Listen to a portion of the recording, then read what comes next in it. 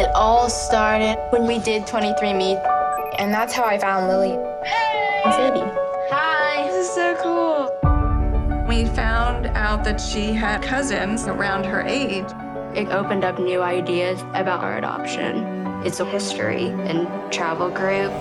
They help you find your birth parents. Yeah, just like us. We do that, right? Add that to the list of to-dos. Find birth parents. It's Cordkillers.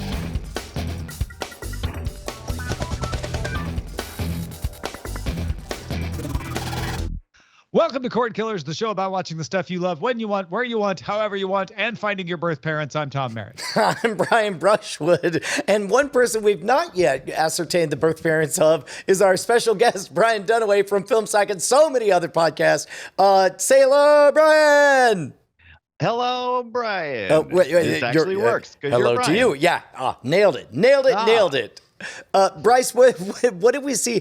Man, sometimes it gets so tender I can't handle it. But what did we just see the intro to? So that was a trailer for the upcoming Netflix documentary Found. Three adopted American girls, I believe they were adopted from China. Three adopted American girls find out that they are blood-related cousins, and then they go visit China to find their birth parents using this service where they go and they try to track down adopted children's family history. So that's pretty interesting. It's coming to select theaters and to Netflix October 20th. It's called Found. Thank you.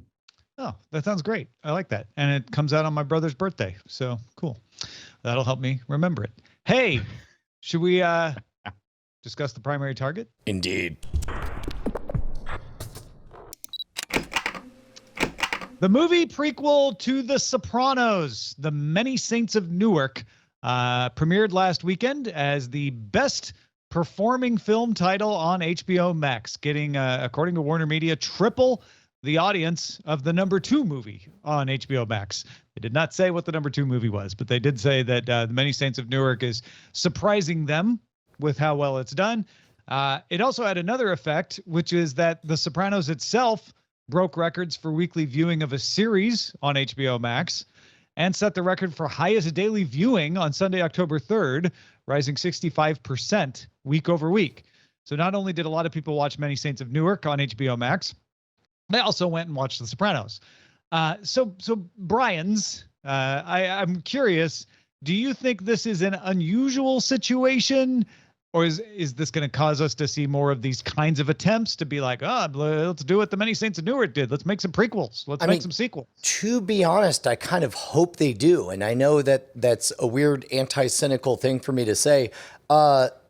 In magic, there's this multiple outs theory that basically it's like you're not wrong until you've revealed what your intention is. So in this case, you could have ended with The Sopranos prequel, biggest thing on HBO Max. That was a pretty safe bet.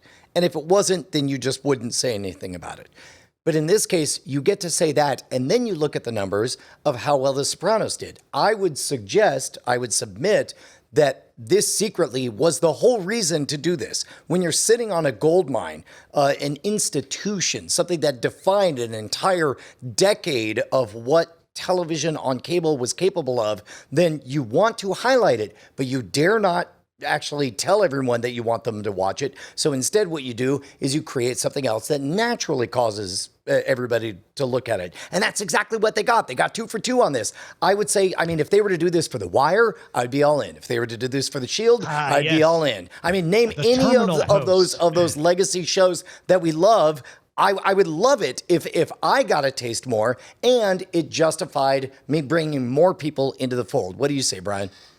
I don't want to be the cynic here, but yeah, I think this is a one-time lucky shot. I think this went beyond what they were hoping for, but I would like to see more things. They're already kind of doing some of these things with with the Game of Thrones. The new Dragon series.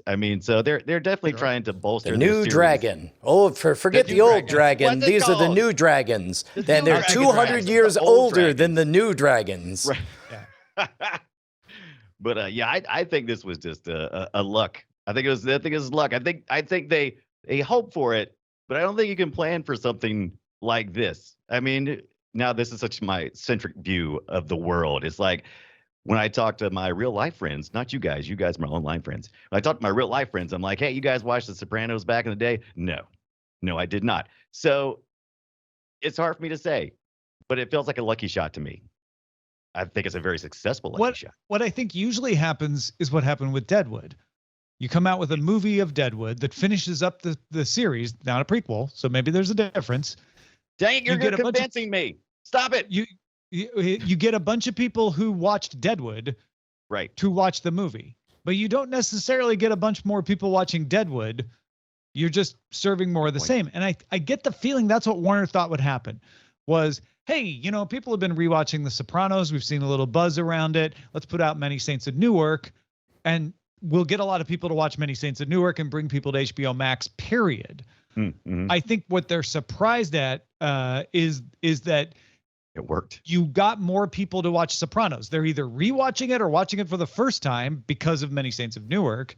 And that's the magic sauce. It's like, how do you put that thing out that not only gets the fans of it to come and maybe brings in a few more, but now mines that catalog, you know, that people will go dig in and be like, okay, now I want to watch all of that. Or is that just a new function of people being used to having a catalog now? We, you know, in the past, if this were to happen, if they put Many Saints of Newark out in a movie theater, they would have to run Sopranos on HBO specifically, which they probably would have done to get people to watch it. Now it's there. It's already there. They don't have to do anything. And people decide whether they want to watch it. I think it's a very important distinction, the difference between prequel versus sequel. And I know prequel's a loaded term since there are a lot of people who are disappointed with the Star Wars prequels, which we may touch on later on this episode. But the neat thing about a prequel is that you can try it as your very first taste, and it could be your entry point to a larger world. You can't do that with, for example, the Deadwood movie. The Deadwood movie is, here's a field, seeds were planted, they were cultivated, they were harvested. They were planted, cultivated, harvested, planted, cultivated, harvested. We're going back one more time. We're going to see if there is anything there. And we found out, right? Whereas this was, we're going to find out if there's anything there. Also, if you don't know nothing about nothing and you're looking for an entry point, here's a dang fine entry point. Excellent points. What would a Wire prequel be? It would be the founding of Baltimore. Nice.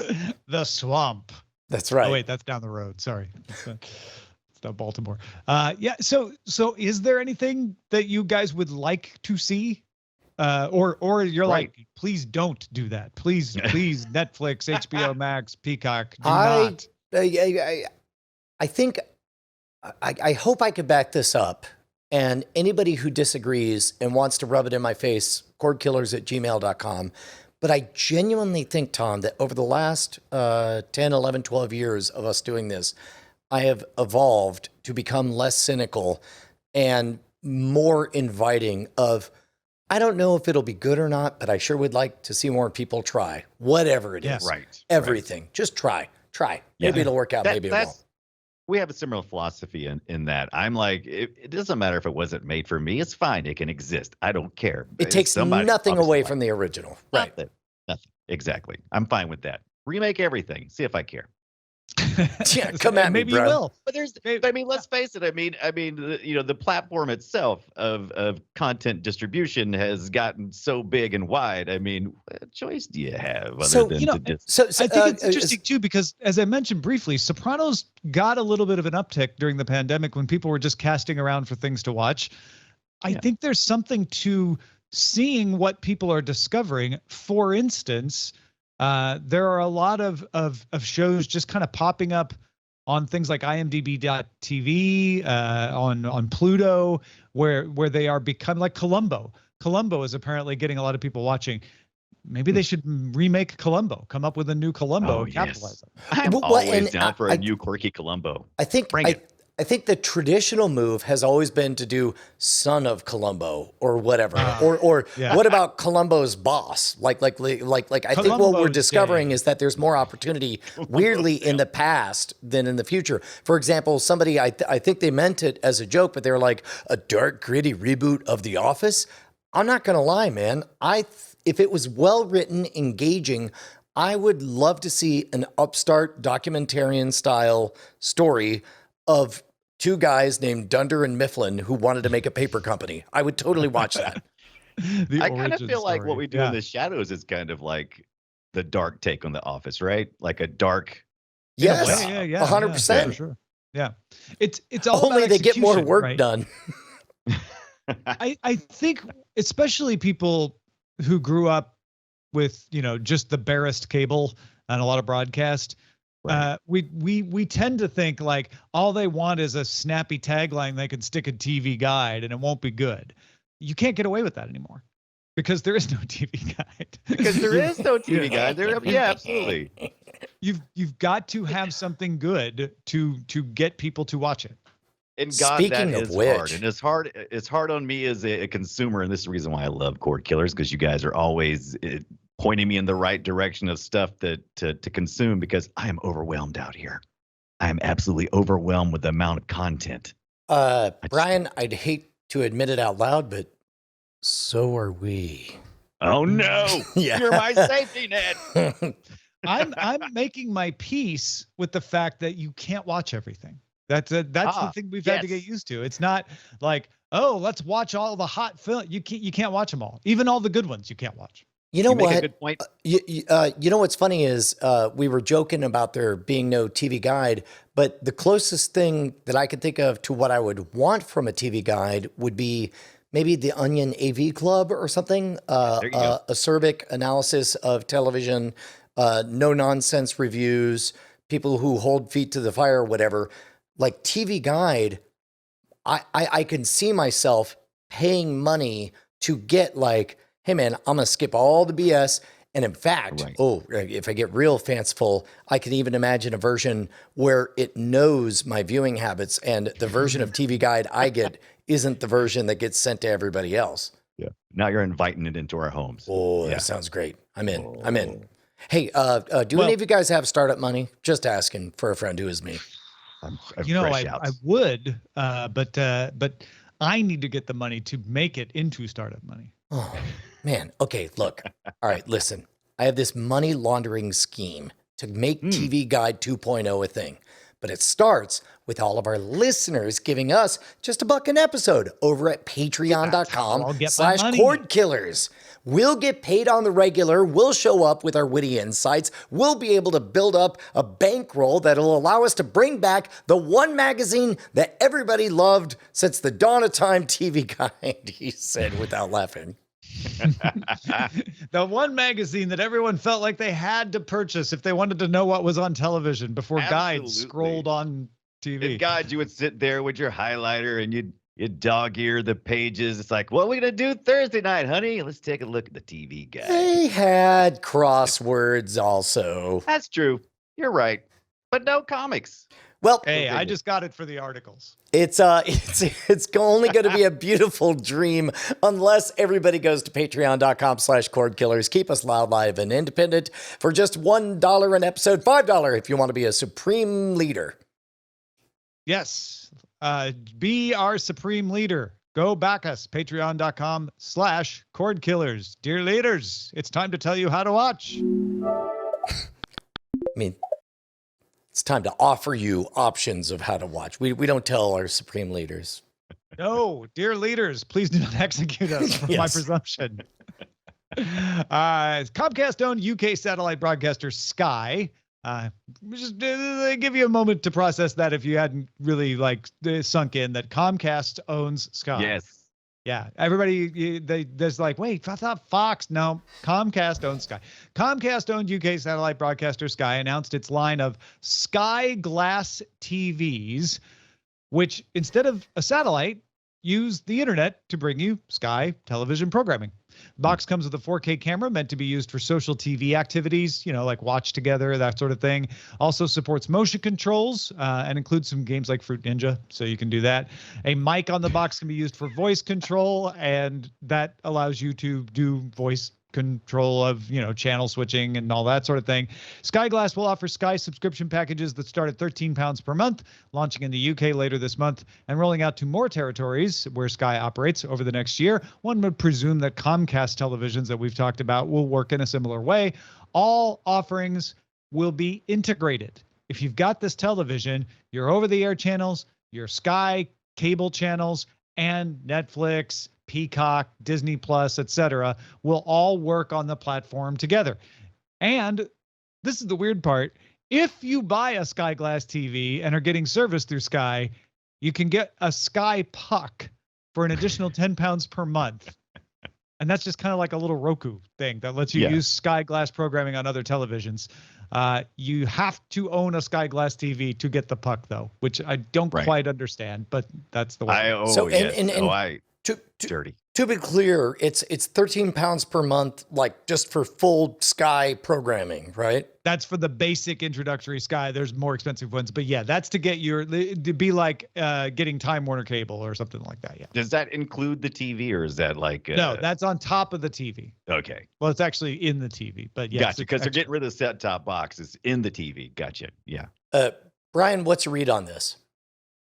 Well, I'll tell you this. At first, I was like, oh, how exciting. I liked some of the stuff that Sky does. That's perfect. And I'm like, oh, you buy a TV, it's built in. The TV is bulky. I don't know if you've seen this or not. They've got some side views of it. That's like a big old thick thing. And I also like the fact that they have financing for like years. It's like, because the TV's not outrageous. What is it, like £1,000 at the top end for the larger size? Mm-hmm. And so it's interesting. It's all within the realm of what is reasonable. Some of the things just scare me. It's probably because it's new, but I don't know how I feel about the fact that it like wakes up. It's meant to always be on. I have enough always on devices. I don't know if I need my TV to wake up every time I walk past it. That at a glance thing, that kind of scares me. But everything else sounds kind of neat. I hadn't considered that possibility, because it could be that you get a reduced rate if you allow things like facial tracking, eye movements, engagement vectors, and all that stuff. Are you enjoying the show? We've seen the technology for that. I don't think that they're doing anything that sophisticated. I think the always on stuff really is just for convenience, and I think most of it's processed on device. It looks like the 4K thing that goes on it additionally is almost like a Connect box or something. Oh, it is. It's made by Microsoft. It's absolutely okay. That's what it is then. Okay. The technology from the Connect is in the Sky Glass TV. Well, that's a little less scary. Have you ever seen the I've done a little hacking on the Connects, and you ever seen the video fidelity on a Connect, what it actually sees? Yeah, just a bunch of voxels. It's not great. That makes me feel a little bit better. Tom, what's your gut say? This is a very good television. And if you're already a Sky TV customer that needs a new television, sure. I think this is a pretty reasonably priced television, and you're already a Sky customer. It's perfect for you. I don't know how many Sky customers need a new television right now. I know that's why Sky put out the Puck to be like, hey, but you could get this new television and then put your old television in another room and get a Puck. It feels unnecessarily complicated to me. And I am perhaps misreading the UK market because I'm so ensconced in this world here where we have Rokus and Android TVs. And I came to understand from Nate Langston and Ian Morris's discussion on text message this weekend that this is particularly appealing. It just feels less flexible than it needs to be. Like, why not sell the Puck? You get more subscribers. On the other hand, they want to buy us. They want to see us. I think it's incredibly forward-looking for Sky to be saying, we don't need to use satellite. Like, let's get customers. And you're seeing more cable companies doing this, but they've been very slow to it. Brian, you said these look to be about £1,000 each. Underneath, somewhere around 1,000 or less, according to which size. They have multiple sizes, not a large range of sizes, like 36 to 50 something probably. So just the standard TV size that you see in most homes. Tom, I'm not going to say this is right for me, but I will say this is a brilliant strategy. This, just with the click of a button, will enable so many sales reps to say, how cheap do you want to get Sky TV? And they will have a way to get Sky TV for £13 per month. They'll be able to say, how do you like your TV? Do you have 4K? No, I haven't gotten around to upgrading. Well, guess what? Now's your day. I will wager an awful lot that the margins on this have to be 60 or 70%, given how dated the technology is, how thick and clunky the construction is. It's I believe that you're able to pad. I don't think they're making any money off these TVs. These TV, you're making it sound like these are old-fashioned televisions. They're not. They're fairly modern. These are fairly modern design televisions. I mean, they're not OLEDs, right? They're just LEDs. Right? If anything, they're on the mid-range of the price, mid-range of the specs. They've got a 4K camera in them. This isn't like an old broken down television that they're raking in money off. They're making money off the subscription. They're selling you a TV probably around cost, and then saying we're gonna make money off people subscribing to us month to month. You know what's funny? I was so confident in my take. I didn't even look. Let me see how much a 4K TV is like just on Amazon. Yeah. If you want to buy these outright, like $300 or $400. they're 650 to 1,050 pounds. Right. Based on size. Right. And that's they do a monthly, like up to what, like 4 or 5 years or something, where you can do little low payments, and so, which is good because. And then meanwhile, the camera is what, maybe $200 American. Yeah. Boy, it really does mess things up to have to translate to pounds. On the surface, it looks like something really good. It's like, okay, well, they've made it very affordable. People can get cable TV for fairly inexpensive. Everybody can get a modern TV, get modern programming, and do all this. But once again, I'm just worried about being the product here. I just don't know. Every time you sell me a device that is so intimate like this, I'm always worried.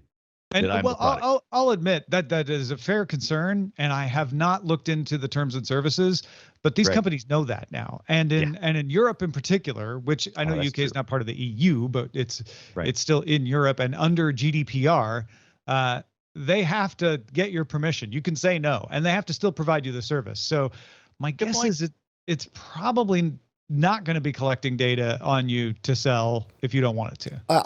I'm in agreement that that's probably not there. And to be honest, that hadn't occurred to me until I heard Brian suggest it. But Tom, I feel like this is one of those rare instances where I still feel like this is a high margin product that is designed to be a high margin to trick you into a low price monthly subscription. But the monthly subscription is also not a discount. This is just their normal rates. Right, but they don't have to provide a box or do it does save. It's definitely saving them money on rollout, technicians. So I guess the question I want to pose to everybody, and please write in at cordkillers@gmail.com, is where's the money being made? Is it being made in the upfront with the box, which I believe, because I believe that there's much more margin than Tom seems to perceive, or is it being made in the long-term play of the standard rate over time? I'm guessing they make a little on the television, but they make the majority on the subscription. So let us know. Do they have any pounds that thing is? Because it not value-wise, weight-wise. You're the first person, and granted, I've only heard 2 other people talk about it, but you're the first person to make it sound like this is old and clunky. The folks on text message were raving about how these are really good televisions, and I think Ian actually got to try one. So, yeah, it's not an OLED. That definitely trumps. So it's not, my speculation based on the clearly photoshopped photos that we're looking at here. Yeah, it's not like if you've seen it in person, I'm gonna give you more credit than I'd give me. Yeah. All right. Those are pretty decent specs. Those are okay specs. Yeah, they're mid-range. They're mid-range. Yeah, they're fine. But I don't know, for $1,000 on the top end, what's the top size? 50 something? 65. Oh, that's pretty big. Okay, never mind. All right. I take back a few of the things I've said. Not everything. All right. Boy, put that on my tombstone. I take back a few of the things that I said with no explanation. What are you going to watch on that Sky Glass TV? Let's talk about what to watch and Under Surveillance. Not like real estate. It's all about location. Under surveillance. Netflix released a trailer for season 2 of Lock and Key. It shows off a little bit of Kevin Durant playing Frederick Gideon, mostly about what's going to happen in season 2 with new locks, new keys. Anyway, season 2 of Lock and Key premiering October 22nd. Brian, what do you think? It looked to me like we saw a significant increase in the budget, the quality of the execution of everything. The visuals seemed richer. I remember season 1 and this is coming from somebody who deeply, deeply loves the graphic novels, felt like a bit of a slog. Not quite CW, but not quite HBO. This felt full, like top tier quality production across the board. There were also a couple of isolated scenes that I'm like, well, that definitely didn't happen in the comics. And I don't want to be that guy, but I am much more excited having seen this than I was before. And of course, as always, I hope for the best. Very good. I'm pretty excited about this because I've never read the comics. I did watch a little bit of the first season, and I had the same feeling you did. It's like, it's a little bit low key, it's a little bit bland. And it looks like they've really kicked it up. They had to have captured every exciting big budget moment in that trailer because it was just one after the other. It was all over the Fantastic. map. They definitely, I was like, is this 7 different movies? What's happening? Yeah. It looks gorgeous though, what I saw. What about you, Tom? Variety's. Oh, I wasn't going to give you my opinion. Looks great. Can't wait to watch it. Okay. Variety sources say Marvel is developing a WandaVision spinoff starring Kathryn Hahn as Agatha Harkness. WandaVision head writer Jack Schaefer will write it, and she will also be the executive producer as well. Sometimes I want to be bitter and jaded and think like, hey, man, I just want to eat candy all day. You know what happens? You get very unhealthy. And then I remember something a manufacturer of candy once said to a little boy. Do you know what happened to the little boy who got everything he ever wanted in life? He lived happily ever after. That jerk. Never liked that little boy. He's all right. It was Agatha all along, and I'm down for this. The big question for me though is I can't stop thinking about when are they going to set this in, because the most exciting time for me was when her character really came to life in WandaVision. Was like that suburban small town. I'm just curious about the settings. I'm going to say something that sounds like I'm grousing, and I don't mean it to grouse, but like one really, really good thing that is happening right now is we're all being trained to accept the idea of something that every comic book fan has already known for years, which is, I don't know, it's in a sideways universe. Who cares? Like the answer is who cares? Yeah.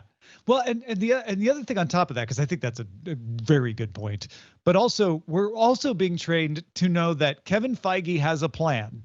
Yes. And it doesn't always work, but he's always got one.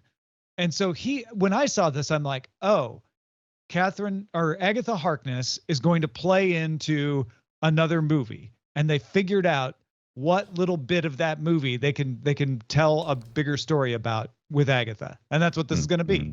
And so instead of even wondering like what the setting will be and what the story is, I have learned now to just be like, cool, can't wait to find out. Well, maybe it'll be Falcon and the Winter of the me. Soldier, and it won't work for me. Maybe it'll be WandaVision, and it will. But I can't wait to find out. Especially because this actor is so very, very talented. She was in what? Transparent and Yeah. Kathryn Hahn. Yeah. Kathryn Hahn's great. Love her. Warner released a teaser for the HBO spinoff of Game of Thrones called House of the Dragon. That's it. Casa de los Dragones. It stars Matt Smith as dragon rider Prince Daemon Targaryen. 10-episode series coming in 2022, so you're not getting it until next year. But gave you a little look-see, including a bigger Iron Throne, an Iron Throne that is closer to what they describe in the books rather than what you saw in the original Game of Thrones series. Interesting. So I wonder why it shrunk. Interesting. Brian, What do I think about this? House of the Dragon. I'm pretty excited about it. I can't wait. And a bigger throne, you said? This is a prequel, right? Yeah. 200 years. okay, In the past. let me rephrase everything you just said, but in another Right. factual way. That show that ended in a very bad disappointment has a new show that looks just like the old show. Nailed it. I think you got it. That's kind of how I feel too. I didn't really know how to sum it up. You took the words and you put them in a sentence. We did like most of the old show, just so we don't forget. We did so we'll watch the first seasons of this and then just decide everybody died. Yeah, go We for it. locked up That's what until- happened to No Cynical. What happened to No Cynical? Come on. No, I can't stop him. He comes out. Look, I'm like Dr. But it's Bruce gonna, Banner. at the end of it, Sometimes I No. So the good news is all the book is done for House of the Oh, Dragon. That's true. Is it really? It's all based on Fire and Blood. One book. Ah. That's it. Oh, So then I'm there's not down. going to be any like, oh, now we have to make things up for 2 seasons because the books aren't done. So there's that to keep in mind. Yeah. That is a great point, and I think that's going to be the difference. But I don't know. I mean, man, when I was watching Game of Thrones, when it was each week for me, it was like I didn't binge it. I waited. It's like, okay, is it coming on this week? Let's sit down. It's an event. We're gonna watch it each week. I just don't know if they're gonna be able to recapture that magic for me because I'm going in and I kind of know the trick. I'm like, oh, don't get too used to that character. So That'll be emotionally speaking. that'll be the big surprise of House of the Dragon. Everyone lives. Right. That's what they tried to do in the last season. It's like we don't know how to kill people. We don't know how to do it. I think it was interesting to me because I saw a lot of people expressing shock and excitement at this teaser when it first came out. Like, oh my gosh, that looks great. I can't wait. This is going to be fun. Then I talked to my friend Veronica Belmont when we were hosting Sword and Laser, and Veronica's like, not my friends. My friends were all like, oh, he looks just like the same thing. Kind of what you guys were saying, which is, I don't know. I've been burned before and this doesn't look that different. I tended to be more on the side of like, oh yeah, this looks pretty fun. This looks pretty cool. I love Matt Smith. And he's showing even more range here than playing Prince Philip or Doctor Who. So I'm cautiously optimistic about this. And because you've got a plan that you could work from, I think it avoids a lot of the troubles that plagued Game of Thrones in its You know final who seasons. else we constantly promised had a plan were the Cylons. And I'd hate to spoil anything, but they didn't have no plan at all. Yeah, but the Cylons weren't the writers of Battlestar Galactica. Weren't Obviously. they? Or were they? Were they? Maybe. Hold on. Warner released a lot of stuff because they had a big press event. Warner released scenes from the Suicide Squad spin-off series Peacemaker, starring John Cena as Peacemaker. It's coming to HBO Max in January. The clip is basically him meeting up with a bunch of other superheroes, except they're all out of costume, and they're making fun of the fact that he's in costume and he brought his ego with him. Wait a minute. Okay, so I saw the last Suicide Squad movie, the Suicide Squad, not the first one, Suicide Squad. The James Gunn. I thought the people he was eating in this trailer, I thought the people he was eating with were the people who were the team leaders who were. I guess you're right. I described Operation. them as superheroes. They're not actually superheroes, but they're still making fun of him for coming in costume. Yeah. Oh, they're absolutely making fun of him. I love the fact that he's got that eagle in the back of his car, and the end of that trailer is brilliant. I hope to really like this. I like John Cena. If you haven't seen the Suicide Squad, HBO Max still has it, I believe. Yep. Some of the things he does, he's going to need some redemption for me before I can like the character again. That's all I'm saying. Peacemaker. Hi, magician here, who shows up in full tuxedo from time to time because that's where all my secret decks are loaded. It's called being a professional, and I'd appreciate it if y'all didn't chuckle about it. Thank you, Brian. Thank you. I appreciate that. I won't say which Brian I'm thanking. A trailer for the next season of Star Trek Discovery shows Michael Burnham as Captain, confronting a massive anomaly threatening all life in the galaxy. Discovery returning to Paramount Plus November 18th. But before that, you're going to get Star Trek Prodigy, the animated series with Kate Mulgrew voicing a holographic version of Captain Janeway. They released a clip for that as well, with the voices of Daveed Diggs, Jamila Jamil, Jason Alexander, and Robert Beltran all featured in the clip. Prodigy arrives on Paramount Plus October 28th. So you're going to get that Star Trek first, followed by Discovery, and then they'll be together for a while. I was pretty coiled up to pre-like this, especially because, spoiler alert for Picard, if you ain't seen it, don't listen. But I had hoped that one season would end with some kind of like downloading of Picard's brain into a ship, and he would continue to have a vocal presence on the ship. And this kind of granted my wish, and then made me think, oh, I shouldn't have wished for that. It was like a monkey paw moment because I didn't like seeing Janeway, a very high status captain who I hold in very high regard saying, "Don't mind me, I'll be just minding the lower status bull crap. But anyway, you teenagers fight with each other. Go ahead." Luckily, she's a hologram. They state the nature of the command dilemma. Yeah. So I was surprised. I was surprised at. I hit play fully expecting to be in love, and I wasn't in love. Okay. Yeah. Yet. And Always add the word yet. That's always the clip. The danger of the clip is that out of context it could not work. Whereas in context it might or might not. We don't know. I'm curious how this is going to turn out, because it is aimed at a younger audience, and so I don't think it's going to get very serious. Don't forget, Janeway, she's a murderer, and so she's. Wait, do you mean in her role of Orange is the New Black, or do you mean the actual character Janeway murders? She murdered. Who was it? It's Tupac, and when he merged with Tuvix. Yeah, Tuvix. Tupac and Biggie Smalls. Oh my God, That's right. Did I say Tupac? Notorious B.O.G.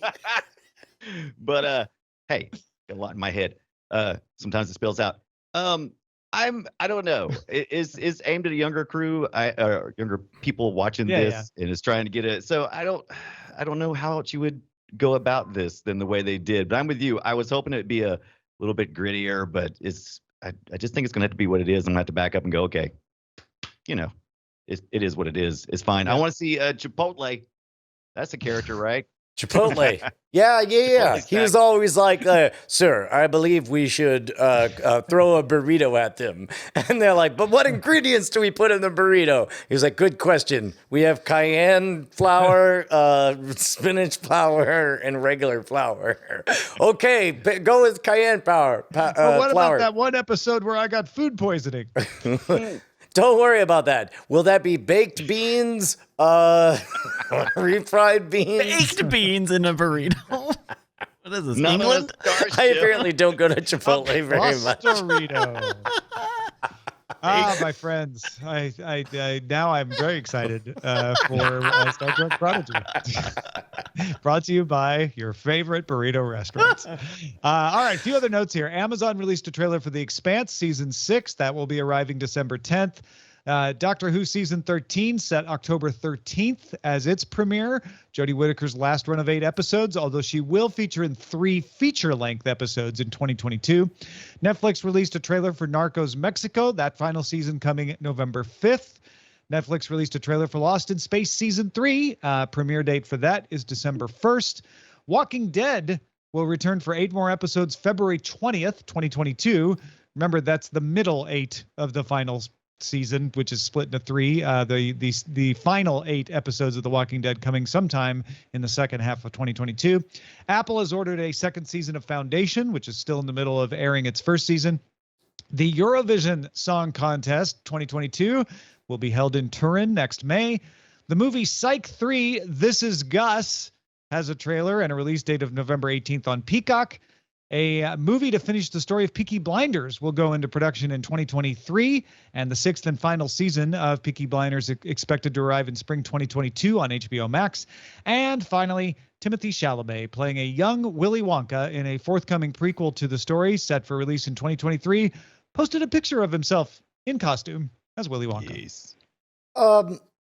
We've done it. We've hit peak television. I can't possibly keep up with all of this, but I can. I did my due diligence and I watched all the trailers, and I was really struck with just how good the production values are for all of this.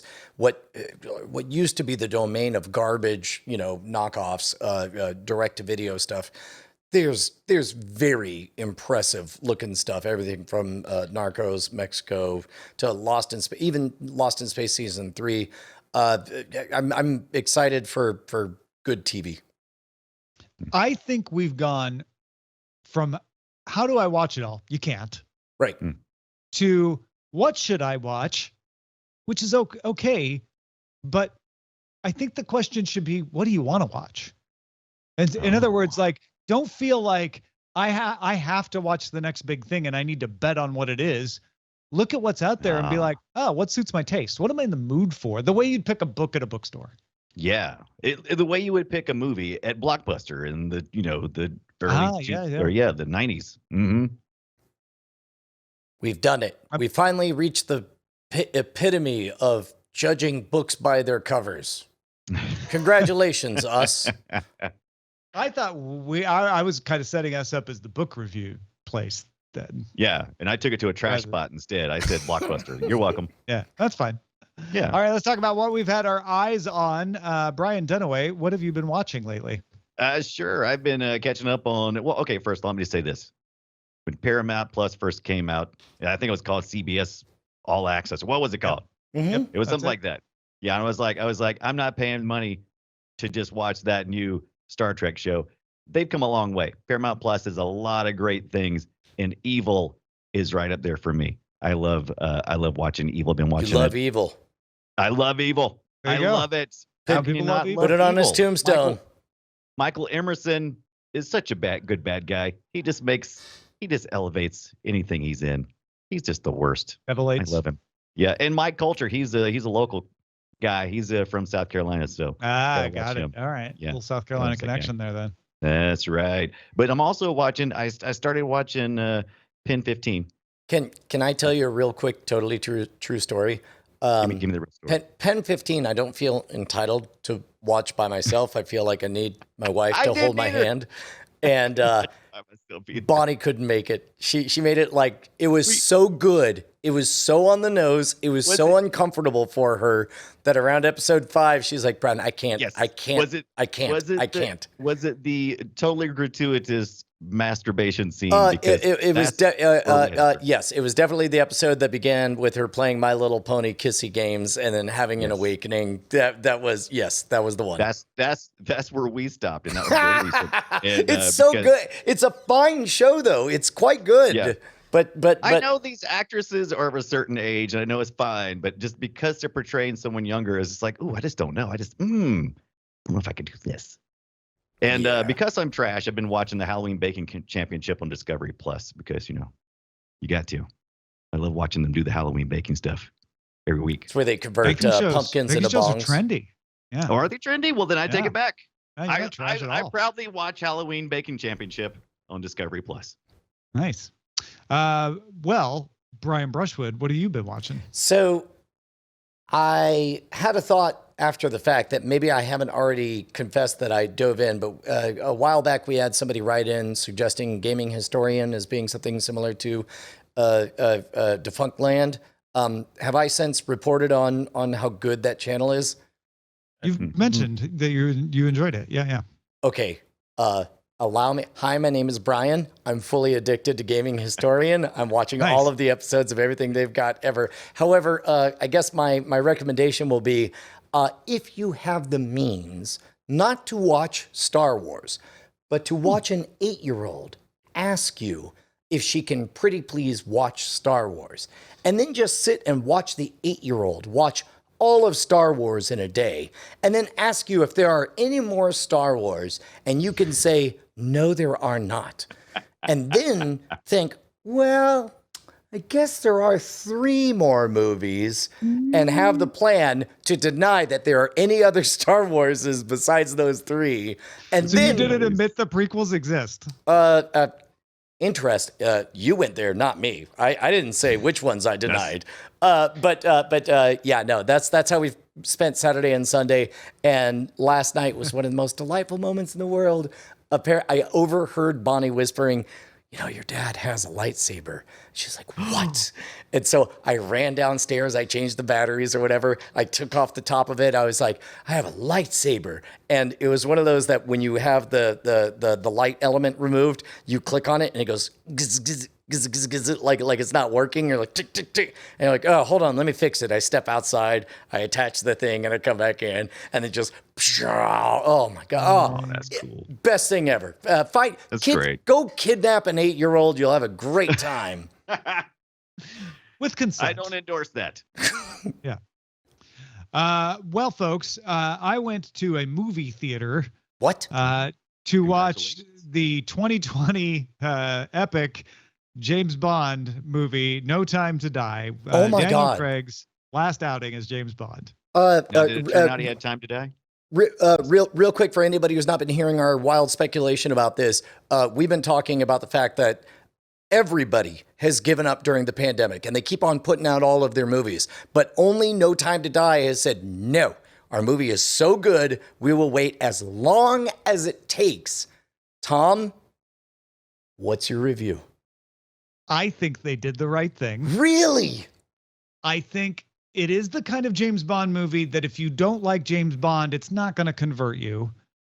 But it's thoroughly enjoyable. A little too long, 2 hours and 45 minutes. But specifically, it was filled with references to the entire Bond universe. I'm sure I didn't get them all, but it was fun to spot the ones I did. Daniel Craig is fantastic in it. I think Rami Malek does a great job as the villain. I think he could have been more villainous, though.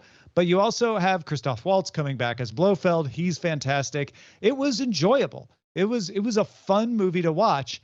And I don't want to be spoilery at all, but if you're like super spoilery sensitive, close your ears for a second. Part of the villainous plan revolves around a virus. Oh. And it's not like a coronavirus kind of thing. But as I'm watching this, I'm like, oh yeah, if this comes out in 2020, it plays entirely differently than it does now. Like now we've gotten used to viruses and what they do, and it's not new anymore. But in 2020, there would have been people objecting on the grounds that it was it was making light of a situation. There would be people looking at it and going like, I don't understand what they're trying to say here, when they really weren't trying to say anything with the virus.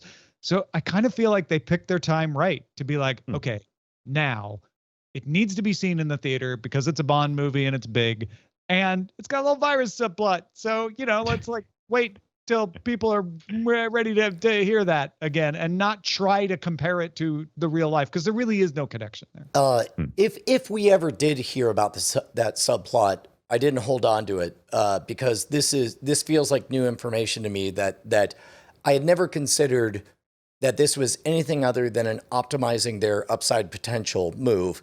The idea that this was a proactive defensive move really changes the calculus for me. And I think it sounds smart. Both. I don't think it's just one or the other. I think it's absolutely both. But right. Again, if you're like, oh, I don't like James Bond films, don't go see it. This is not going to change your mind. It's not. There are occasionally a James Bond film where like, this is pretty good, even if you don't like them. I don't think this is one of those. But if you're like, oh yeah, I usually enjoy them, go watch it. It's a blast.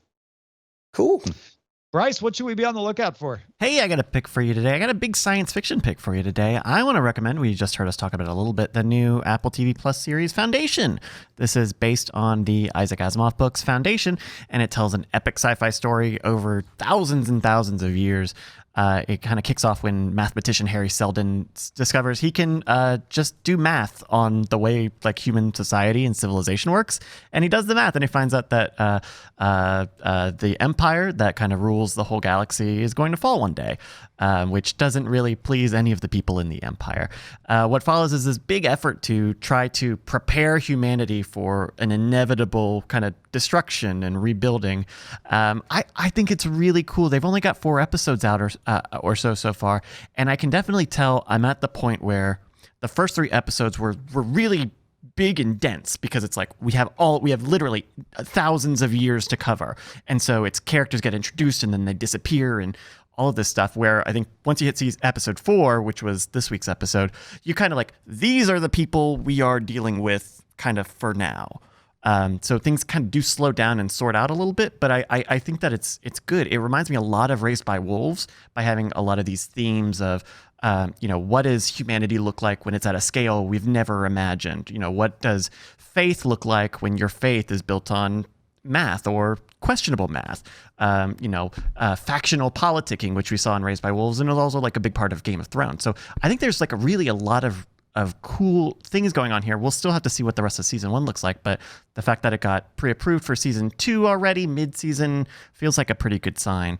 Have either of you or the 3 of you seen or intend to watch Foundation? I've definitely watched either the first 2 or 3, and definitely got into an argument with my 17-year-old daughter because she barked mocking laughter at a moment that a character died in a, after the fact, I am willing to admit, fairly comical fashion. Imagine somebody holding up a cell phone and a Star Trek, the original series type effect happens and the body liquefies. Yeah. She barked laughter, and I was just like, would you not heckle the show? Because I'm trying to defend it, and it became a whole big thing, and she left. And if it's the thing I'm thinking of, it was a goofy way for that person to go. It was remarkably unnecessary. I am willing to admit my wrongness, and it was really a testament to my relationship with my daughter that yesterday she said, Dad, I've thought a lot about it, and I've decided that I understand that they needed to demonstrate power. However, the style was inconsistent with the epic visuals that we had seen before, and it struck me as comedic. I apologize if you were offended. I was like, daughter, I believe it. These are the You're having conversations. her apologize for the show to you. Wow. You know how I get with heckling, yeah. Tom or Dunaway, what are you guys interested in Foundation? I'm looking forward to it. I've seen the trailers. I have not watched it yet, but it is on my radar. But once again, we've talked about it. When am I going to watch it? Yeah. Well, there's only 4 episodes out now. Spoiler alert, make sure to binge it if you can, because if there's one thing I think all of us genuinely believe is every television show is better when it's binged.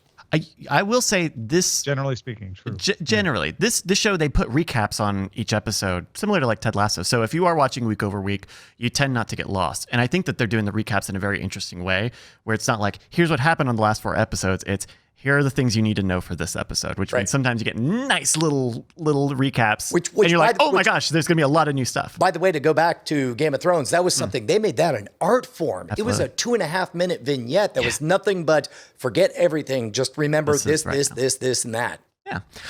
So that is Foundation. It is a show on Apple TV Plus. It is coming out on Fridays. As of this recording, there are 4 episodes.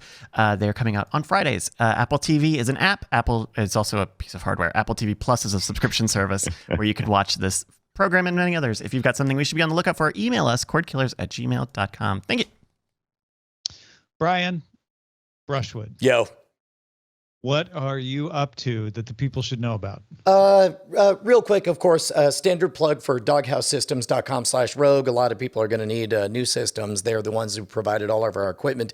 But we're not ready to announce anything just yet. But hey, remember last year when everybody whose name was Amazon lied to your stupid face saying that they could deliver stuff by Christmas and then none of it arrived by Christmas? We plan to, over at Scam Stuff, try something fairly aggressive, by which I mean saying, shut up, buy it now, you'll get it by December 15th, but you better buy it right now. So just be aware, because it was deeply disappointing to disappoint anybody last year, and I don't intend to do it again.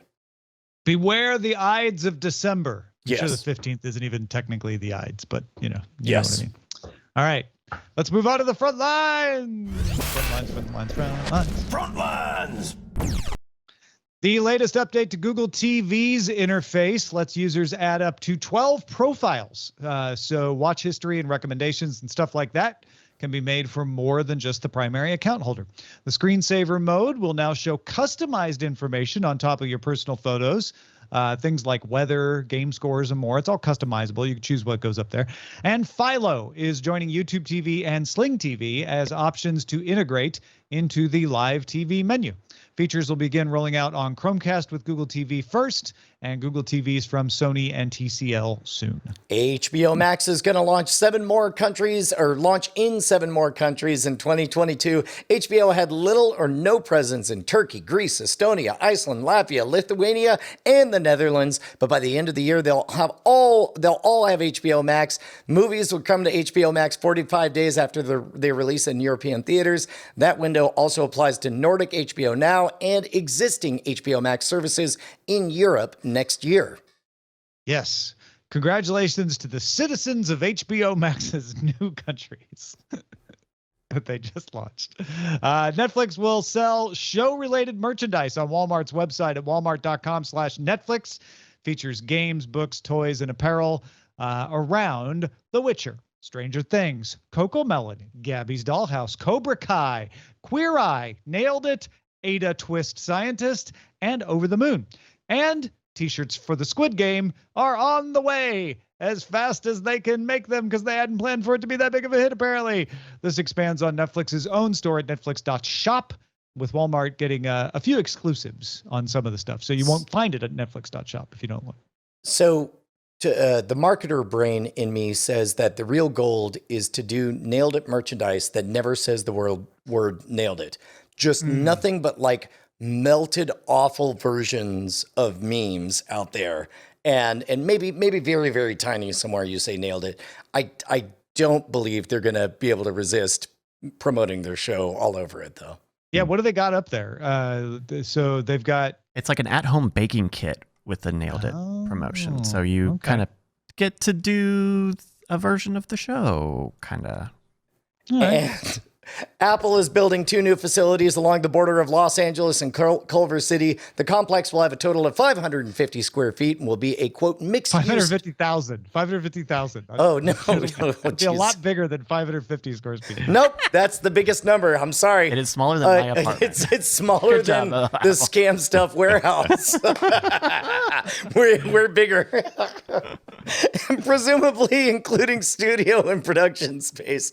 Current Apple offices in Culver City house Apple Music and Apple TV staff. Thank you very much, Tom. You're a good friend. Yeah, no worries. This is only significant in that it shows Apple's commitment to not only music but the TV space. So you're going to get more Apple TV Plus stuff. That's why they're building that. Still a thing. All right, let's get to the dispatches from the front.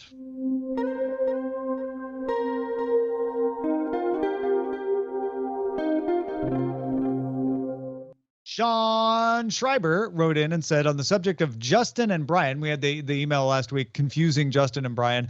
And Brian said, yeah, a lot of people tend to get our voices mixed up. Sean says, when I first started listening, I thought Justin and Brian were the same person. And it was a running joke that I didn't know about.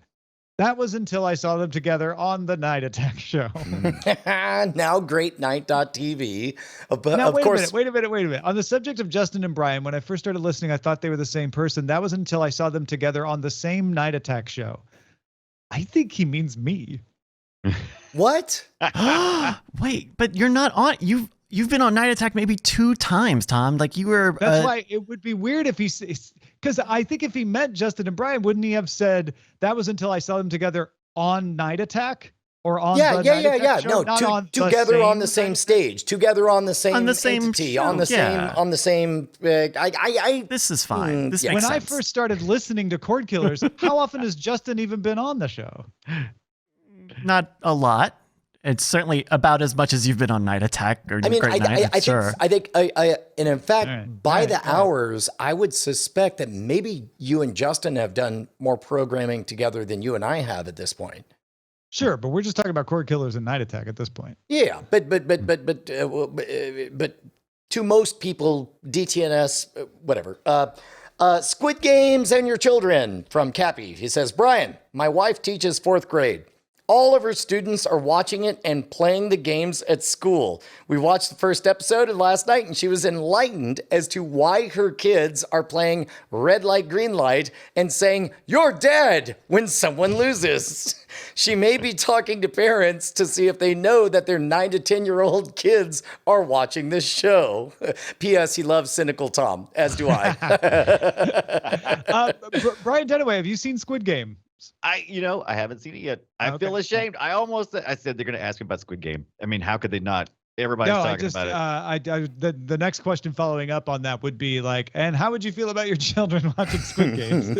I'm fine with it. Yeah. I have no context. Because you haven't seen it yet. Yeah. That's interesting, Cappy. Thank you for that. John in Nashville. Hey, guys, I just wanted to send you a quick message as there is a little more to the Seinfeld aspect ratio story. And he cited a Slate article as the source. Thank you for citing the source. John says, while part of the top and bottom of the picture is missing, the 16:9 video was not created just by zooming. Seinfeld was, in fact, shot on film. When Hulu had the rights, they had access to the wider film and recut the episodes.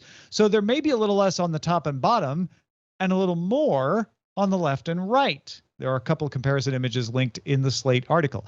Because The Simpsons was animated, they didn't have extra video and could only zoom to fill the screen. And John's right. They did do a little creative cropping with Simpsons when they tried to make it 16:9, but they didn't have as much to work with. So that's fascinating. Thank you, John, for sending that along. Which is kind of fascinating because I would have thought that The Simpsons existed in an era where they knew to hold on to all of the animation cells. You know, you hear the stories of. I think his point was they just only made enough to fill 4.3. They didn't make them. Yeah. They didn't have any wider content ever. Actually, that's a not good that point. they got rid of the all right. animations. And they had the same problem my point. Does that still fit your theory? I just wanted to. Well, no, just that I don't know how much of The Simpsons, and I never really looked into it, how much of it was upscaled versus actually remastered, like rescanned. Once it hit season 20, I believe it was, or around season 20 is when they started having the larger stuff, the widescreen stuff. And I think that transfer that they made was a new transfer, because I know that they made like the text on screen high def. But meanwhile, it's like you can't affect the fact that the pictures were all drawn 4:3. Exactly. Full stop. Got it. The frame just ends.